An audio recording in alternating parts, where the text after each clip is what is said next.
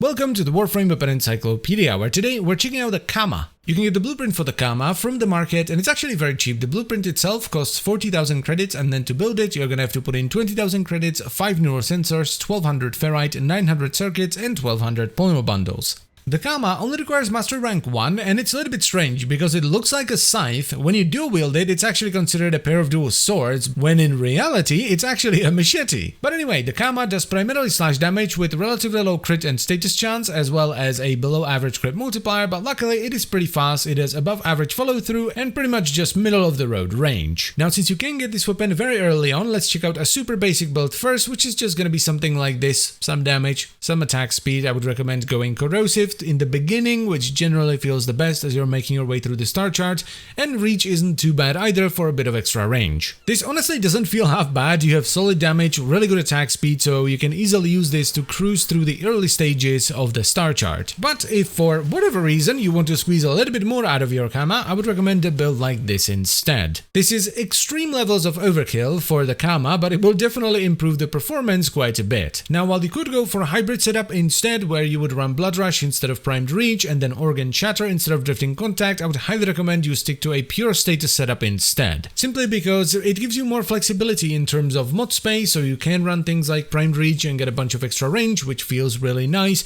but it also allows you to invest into status a lot more than if you have to share it with crit. Now, this will push the weapon up to about level 50. You can definitely push past this, but I wouldn't necessarily recommend it because you start running into issues with Eximus mobs. And that's actually quite solid for a weapon that's as easy to get and as cheap as the Kama.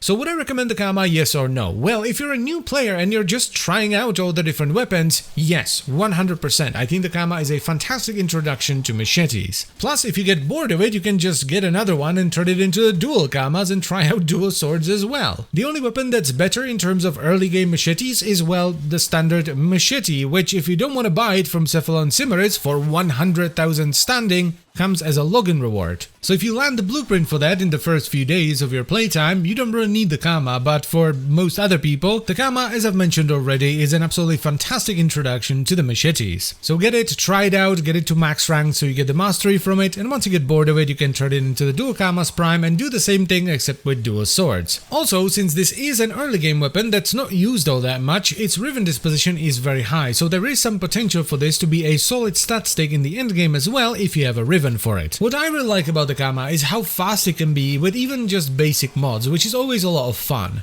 So yeah, the Kama, despite being one of the earliest weapons you can pick up, is actually pretty solid. So as always guys, I thank you very much for watching, I hope you've enjoyed the video and found it helpful, and I will see you next time. Bye bye.